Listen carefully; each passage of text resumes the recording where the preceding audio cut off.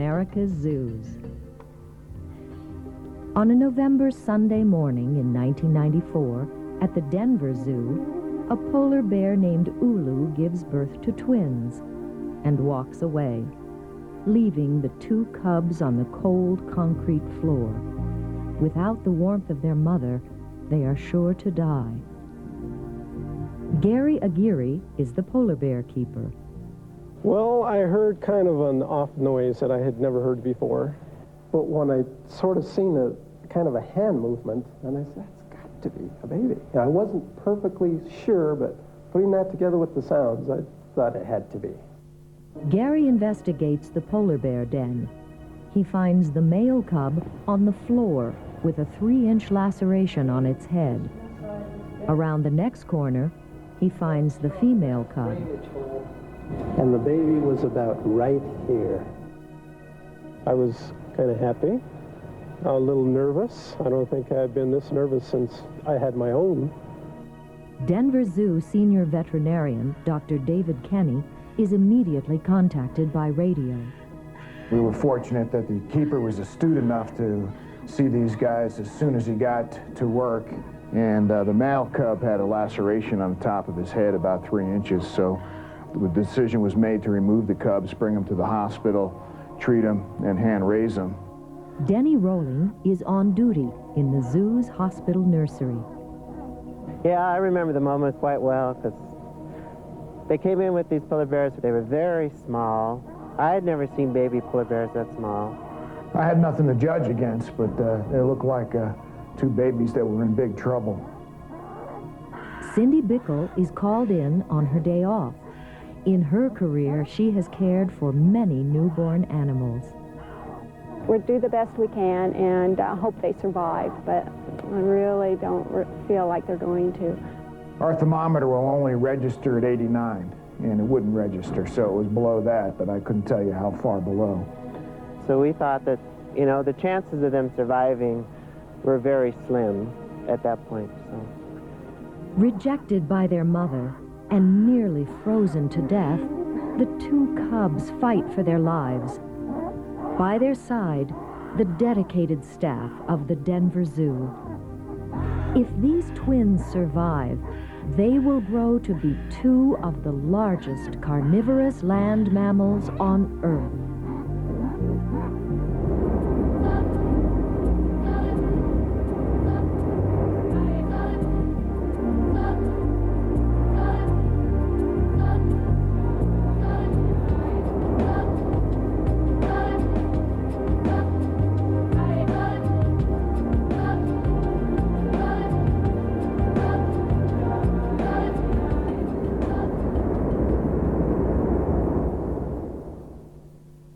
Polar bear cubs have not been successfully raised by hand in America for over a decade.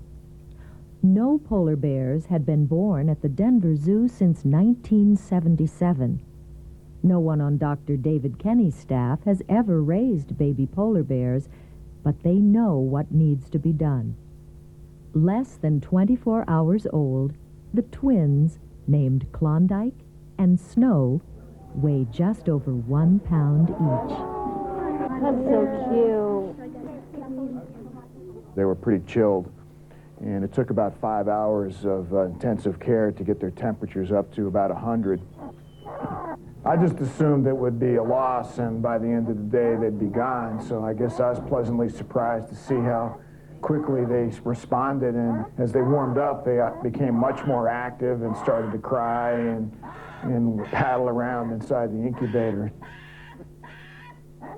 When they're born in captivity, you don't usually get a good look at them until they're a couple of months of age, because they'll be on their mother and kind of camouflaged in all that hair. So it was a special experience even for us, and we've seen a lot of babies come up here in tough shape.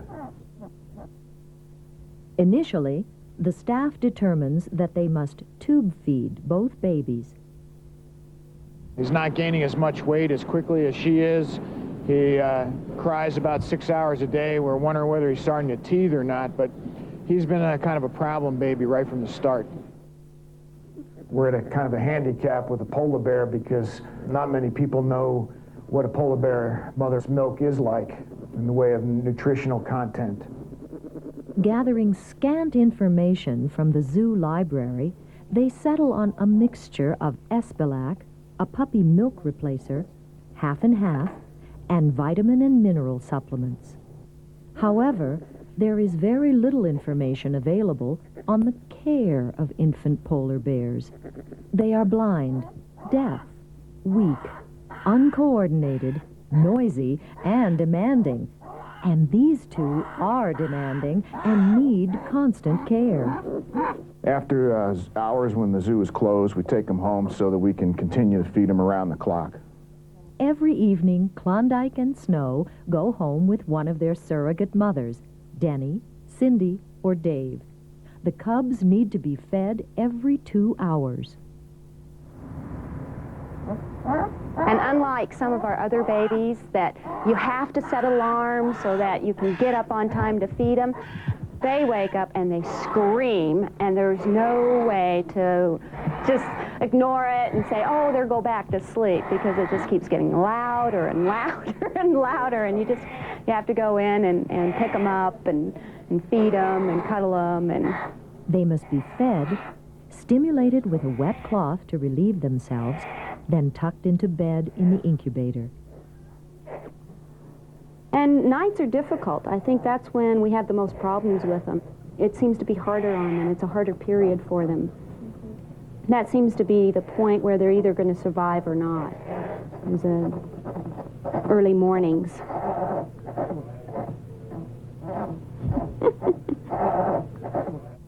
Snow is gaining weight steadily, but Klondike lags behind. Both cubs are bloated. I'm very encouraged about the female. I would be surprised if she did not survive. The little male, I think, unless we can determine why he's not gaining weight, would still be worried about him. We were even wondering if he wasn't on his way out. At one point, we thought that maybe he was on a case of going to die on us. Dr. Kenny decides to tube feed Klondike, which relieves the bloating. Blood tests, radiographs, and ultrasonography all reveal no abnormalities. On advice from nutritional experts, the staff changes the formula. The cod liver oil is replaced with safflower oil. And the overnight feedings and care continue. I'm hoping they will sleep a little more during the night. They seem to be more active and vocal and won't settle down between 2 o'clock and 4 o'clock in the morning. They're born deaf. You almost wish you were deaf for the first part of their lives, because they talk a lot. They used to scream the whole 10 miles to my house and then the 10 miles back, and there were times where I felt like maybe I just ought to drive off a cliff and end it for all of us. I don't know how their mother could take that kind of noise in a cave for 5 months. Is that better? Now Snow begins to fail. She is lethargic and cries constantly.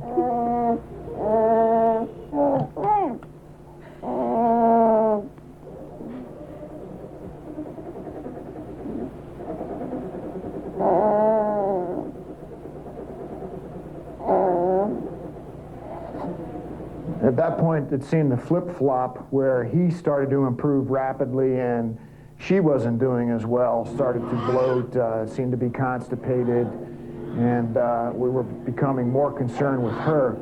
Poor baby. Wait a minute. That's okay. Oh, good. Did we get some boo-boos?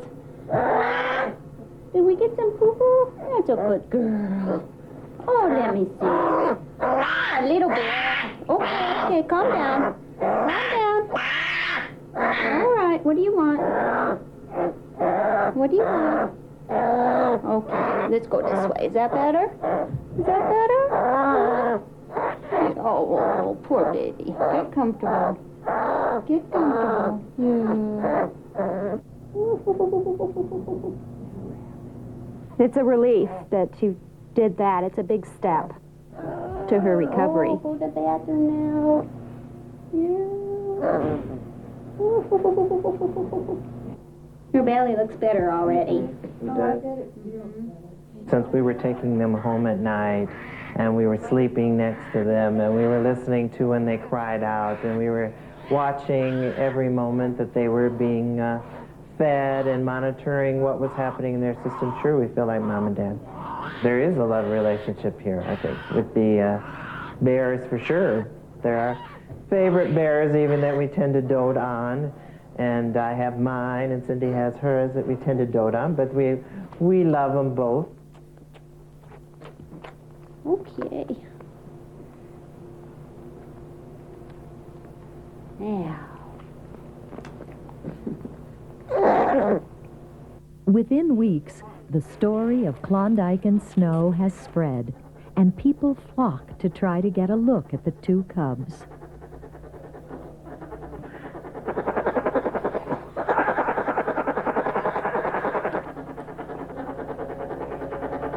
The more time you have to spend with them and worry about them, the more attached you become. And they get attached to me and Denny and Dave. They get upset. A lot of times they can't be consoled unless one of us actually pick them up and start rocking them or pacify them.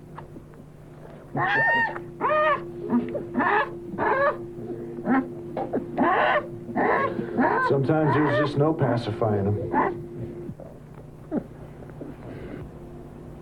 It appears that both cubs will survive, but within days, Dr. Dave Kenny has another concern. I'm just hoping we're not getting a deformity. Yeah. I'm just worried that her humerus is bent.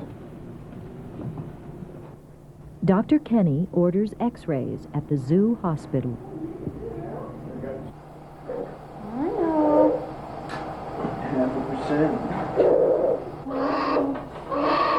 When she started to slip away on us, we took a second set of radiographs and realized that their bone development was not normal. They weren't laying down mineral as they should be. Dr. Jimmy Eller examines the latest x-rays. Now we can see more fractures here. See, they were probably here. And we just There is kind of a bow in the humerus. Oh, both of them. X-rays reveal that both cubs have many fractured bones, and in addition, they have rickets. Well, I didn't want to wait any longer because I thought how fast it happened. If we were wrong on the changes we made, we don't have much time to make another one. Klondike is in much better shape than his sister. The reason why he lucked out, I believe, is because at the time he was having trouble. Yeah. We were slowing him down while she was in a growth spurt.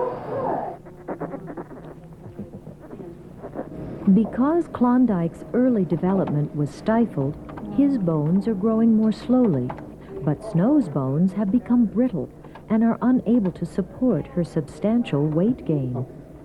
The staff is still uncertain why, but hoping for the best, they change the formula once again, reinstating the cod liver oil. The staff attempts various formula recipes to supply the right amount of vitamins. In the wild, polar bear cubs receive all their necessary nutrition from their mother's milk. Bear's milk is so unusual. We've had a difficult time trying to simulate the mother's milk. It's usually nice to be able to distance yourself emotionally from a patient so you can make your decisions on, the pure clinical situation, but occasionally we're faced with the prospect of having to also hand raise them so they become a part of your family, and makes it a little more difficult on you to make decisions. There's a polar bear. There's a nice one to get off. There's been a lot of interest from other people in what they do, what they look like, and how they act. Even we have researchers calling the hospital to ask us questions because they work around adult polar bears or polar bears that have already come out of the den. They are not aware of even sometimes what a baby polar bear looks like. Denny, Cindy, and Dave have become experts through trial and error. They've learned a lot about polar bear cubs in a short time. Yeah. They're little fighters. I mean, they've gone a long way on just their own. News of the bear cubs travels fast. The hospital nursery quickly becomes the most popular zoo exhibit. And children send get well cards. Your card. Get that. I think initially I was going to be surprised if they survived the first few hours when they came up. They were pretty cold and helpless looking, and I didn't think they were going to live out the day. So every day after that, they just continued to amaze me. 1 week later, the cubs are x-rayed again, and the fractures have already begun to heal. Reinstating the cod liver oil appears to be working. And within about less than 48 hours, I'd say we could see improvement in her. The male also was doing well. At this point, we think we probably have the diet as close as we're going to get it right now, and they're able to absorb calcium once again. Despite the good news, the staff is still concerned. Well, the next major stage in their development is for them to stand and start walking around. You know, we'll be pretty worried until we actually see them get up and walk. Teething. Yeah, I want to see those teeth. Oh.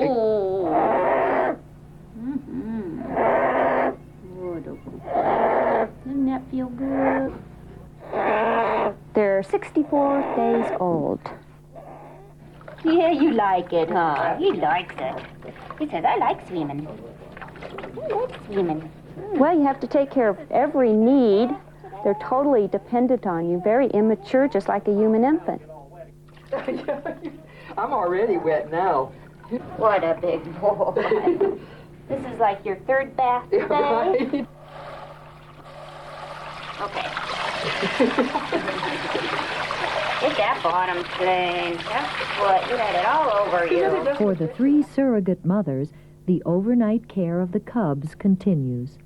There isn't really any true sleep, and I'm sure the mother in the den does not sleep much, especially if she has twins. And the mom is just, I'm sure, not sleeping that much. And I am not either. It's just the same. Now that the bears are more active, nighttime care becomes a real chore. Mom never gets any sleep.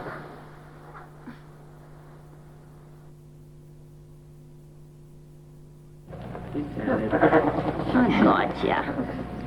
I gotcha. Get mad.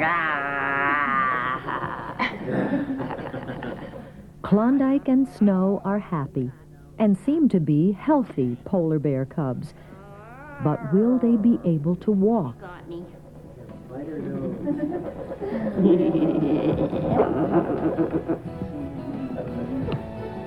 a good boy. Here's a finger. Ah! Klondike takes his first tentative steps.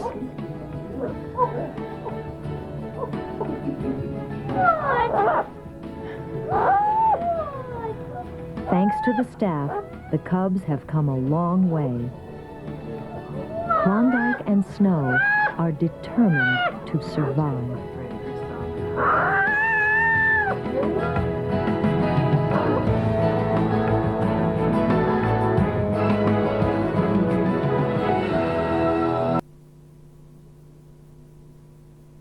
This week. The first few weeks have been difficult for the abandoned twin polar bears, Klondike and Snow. And it's been just as tough for the dedicated staff of the Denver Zoo, Denny Rowling, Cindy Bickle, and Dr. Dave Kenny. But the thing that's unknown and will be unknown for quite a few weeks is, has any damage been done that they can't correct at this point? The staff begins regular exercises with the cubs and calls in a children's physical therapist for advice. Last week she had no muscles here, and now her muscles stop about here. She's so much better this week, but she's probably quite a bit behind Klondike. Head up, right there, right there. Tap, tap, tap. There, good girl, good girl. Yes. You want a belly rub after that? That's okay. We'll give you a little belly rub, back rub, because that was hard work. The good news is that the therapy, combined with the new formula, is paying off. Yeah. Oh, she says that. Oh, come on. I'm so tired. There you go. Yeah.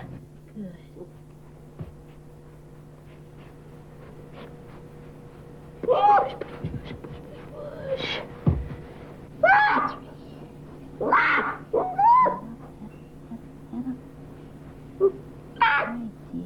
It's time for more x-rays. Yeah, the fractures are all healing very nicely. It's still bowed some, but it'll straighten out as she grows. Walks. Heart rate steady at 120. The bowing of the legs may be permanent, but so long as she continues to grow, there is a chance they could straighten out.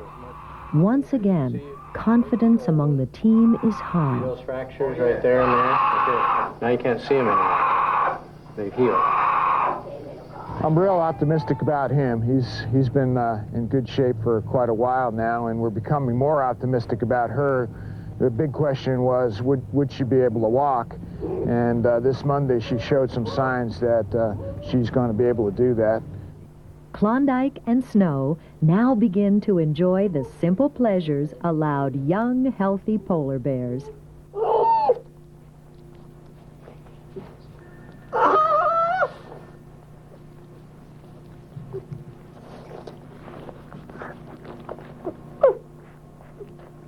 The feel of ice.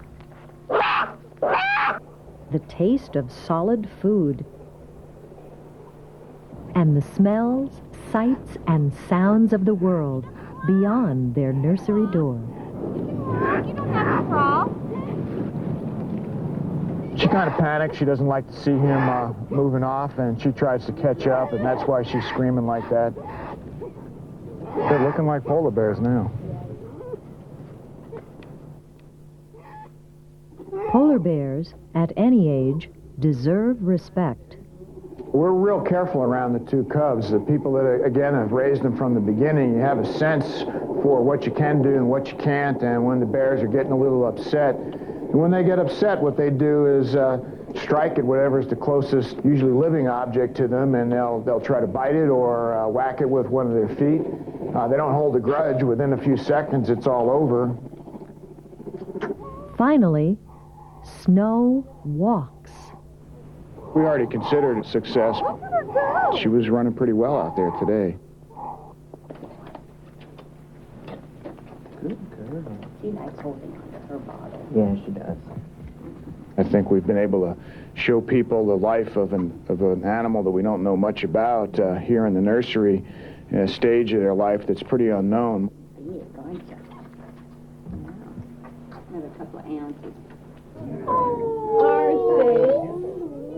It's just kind of a phenomenon, the way people are coming here in droves to take a look at them. I've even seen people watch them for 20 minutes while they're sleeping.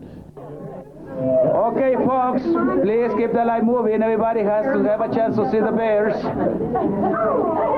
Everybody, please keep on moving. Keep the light moving, please.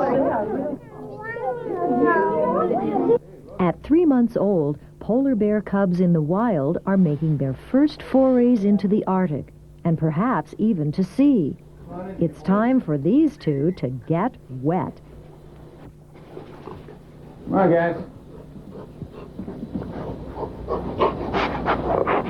Since Mom is not taking care of their swimming lessons, we had to take it over and wanted to feel confident that they could swim in a deep pool and we wouldn't lose them by drowning. Get your head out of there. You're going to drown. Submariner. I think they enjoy water anyway, and it's just getting them over the initial fear of, they don't realize they can't breathe underwater at first, I think, and once they get past that, they should be all right. Get back, you bears. It's fun for them, fun for us. Right now they can just walk on the bottom, but I think that's the first step for them to get used to swimming. How come you guys are all dry and I'm wet? How come? 3 months of age also means more enrichment devices in the nursery. The balls are kind of meant for them to push them around the floor to continue to increase their motor skills, their running, their walking. As in the wild, it's time to expand Klondike and Snow's diet. Yeah, they've been on milk formula up to this point, and now we've started to introduce some filleted trout, which they really like. Omnivore diet, which looks kind of like a dog biscuit, which is the mainstay of most bear diets in captivity. The staff realizes that these cubs are growing up fast. They're used to us, but when they'll grow out of that pretty quickly. Until they're done sucking on your hand and they start to let up on their own. They've got a good grip, and if I got up right now, you'd see real bear behavior. Yes, they bite pretty hard.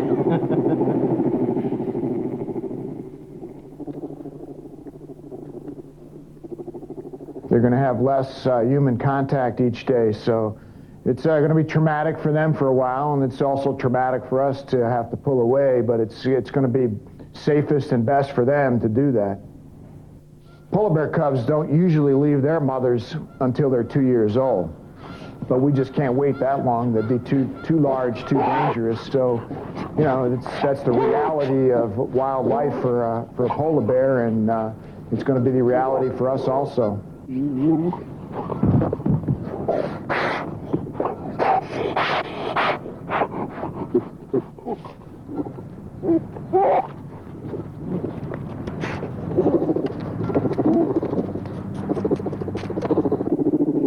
think they make this sound when they're happy, when they've made contact with something they think is their parent.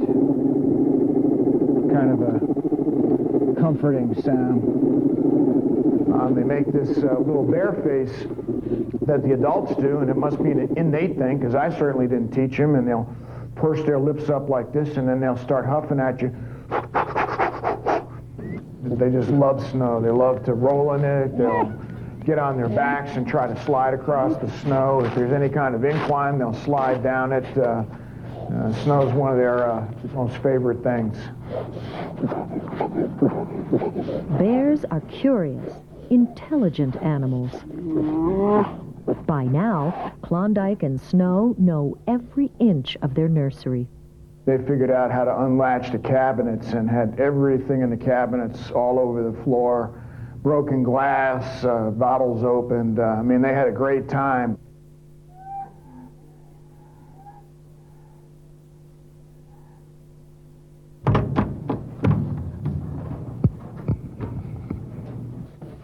It is obvious that the cubs need more room. This kind of temporary exhibits we're going to put them in was formerly a home for our juvenile penguins. To modify the exhibit for the polar bears, we had to make sure they couldn't climb out of there. We had to put better locks and bolts on some of the doors. Before the cubs can share space at the adult polar bear exhibit, they must learn to swim very well. I'm not really sure how a free-ranging female polar bear teaches her cubs how to swim, whether she just throws them in the water and, you know, they kind of fend for themselves, and if they get in trouble, she'll pull them back out. I don't know that anybody's ever had the opportunity to witness. In the wild, polar bears really enjoy swimming, especially cubs. When mom is sometimes hunting seals, they'll be close by, splashing around in the water, sometimes interrupting her ability to catch a seal.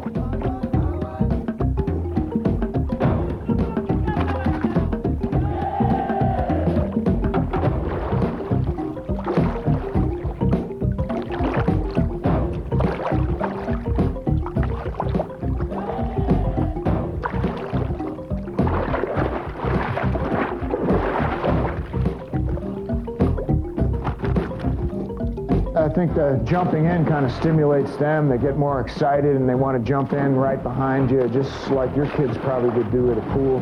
And then you run around the other end, come out, and run over to the diving board and jump back in again.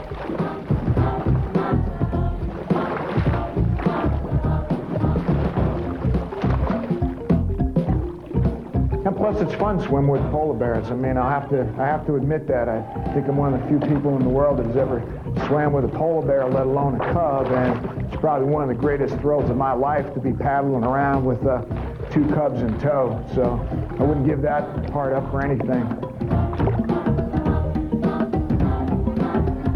They just have their own charisma. You know, whatever charisma is, those two have it. They're the only celebrities that I know that don't have, you know, egos that couldn't fit through the door.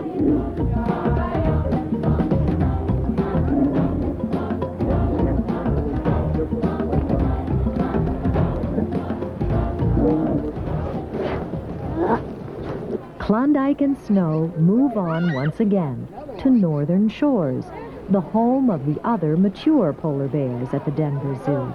But they must alternate use of the space. The adults know they're there. Last night, they just kind of stared down the other end of the hallway where the little guys were. They knew there was somebody new down there. They could hear them and smell them.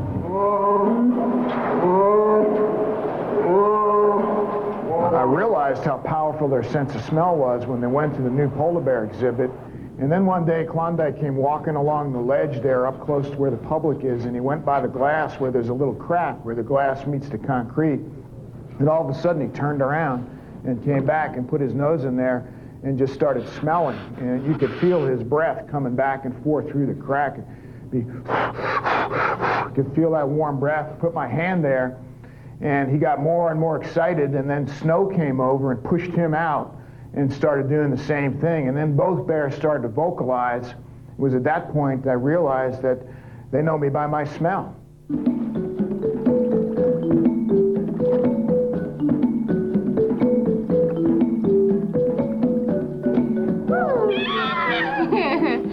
He can't get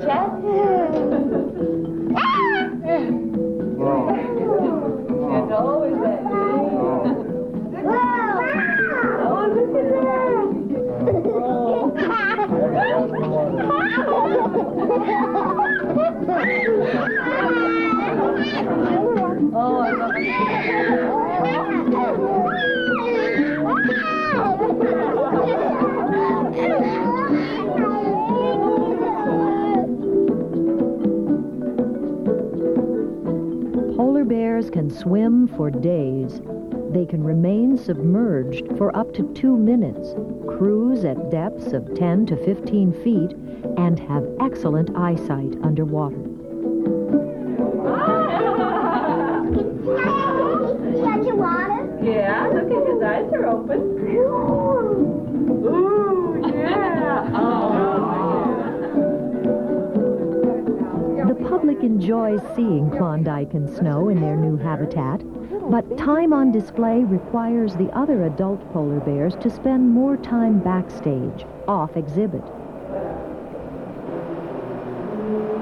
Klondike and Snow may look large enough to take care of themselves, but it is dangerous for the cubs to share space with other older bears.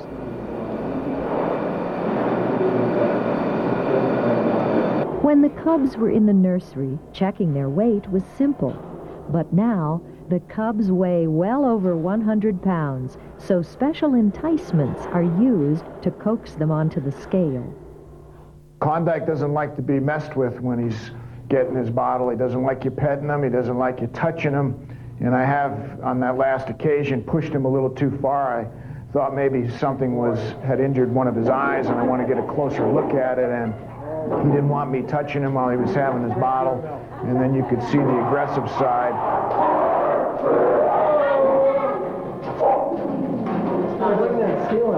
Give him another one. Yeah. They've been very good with us, but there is a point where you push them too far. I don't think there are enough people that could restrain one of those little bears at this point that he couldn't get away and do some damage. So we've passed the point where we can just manhandle them to get a blood sample or take an x-ray. Now they bear handle us if they don't want to do it. Despite their aggressive side, in times of stress, Klondike and Snow always have each other.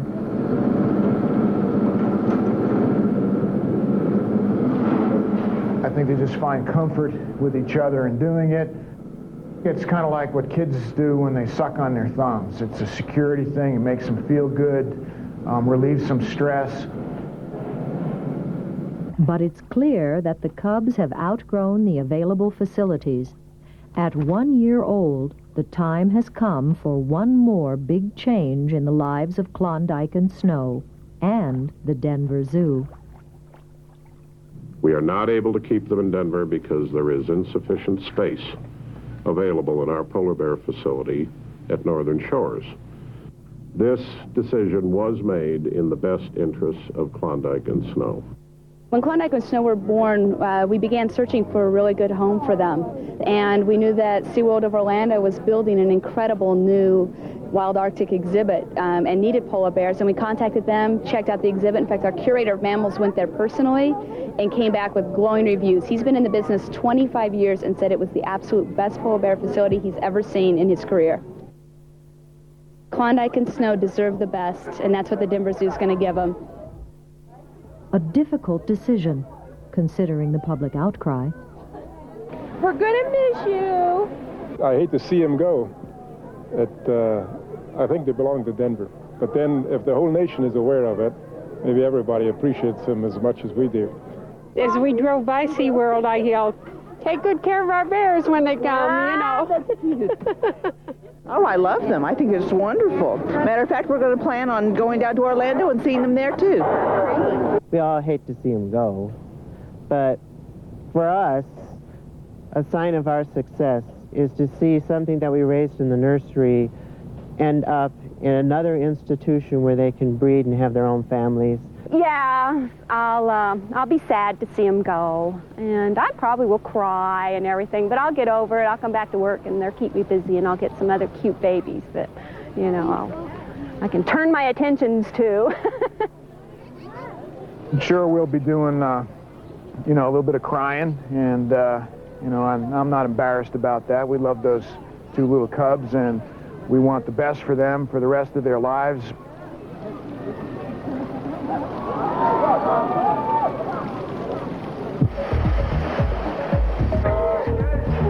Yeah, it's been requested that I accompany the two cubs to SeaWorld, which is going to be difficult for me. I preferred that if I did not have to do that.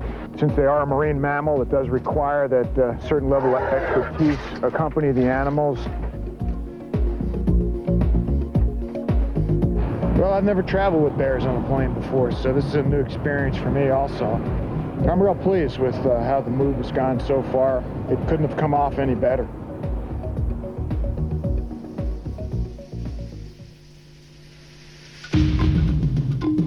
In Orlando and at SeaWorld, Florida, the twins are welcomed with open arms.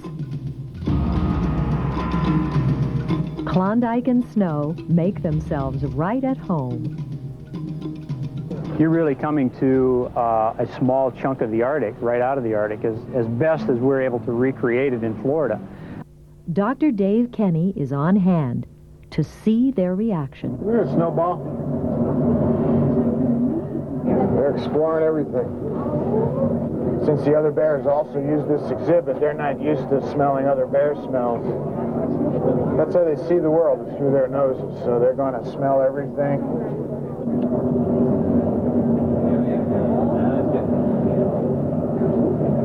There you go. Hey, big boy.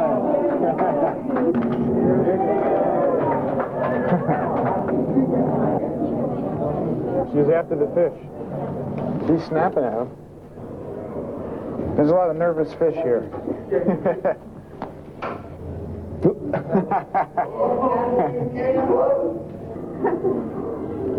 We want to see you catch a fish, Klondike. Huh? He's a big bear. That's a big bear.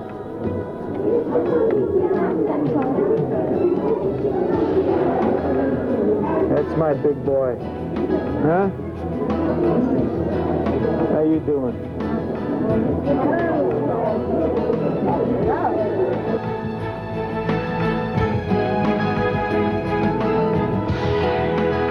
The great thing is to see how happy they are. I mean, they're having a great time out there, so it's a little easier to leave knowing they're enjoying themselves. I think the polar bear is truly a remarkable creature, and I didn't really appreciate that before I had the opportunity to work with these two cubs. I've just become really impressed and amazed with the creature, and it's an unbelievable species, I think. Just to have the opportunity to get this close to one and see it develop is a real special privilege. It's an experience I'll never forget, or I'll probably never repeat. You know, I'm sleeping with polar bears, swimming with them. I thought that was wonderful. God, how many people in the world get to swim with polar bears, you know? And so that's like, wow.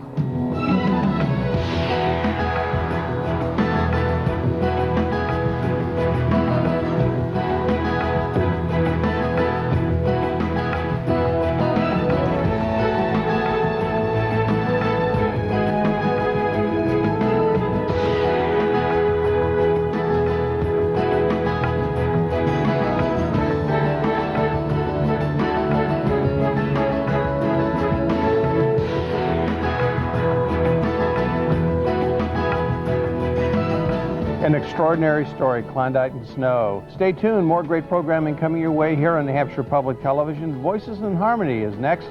And of course, it's made possible through your generous support here at your public television station. So give us a call right now at 1-800-639-8707.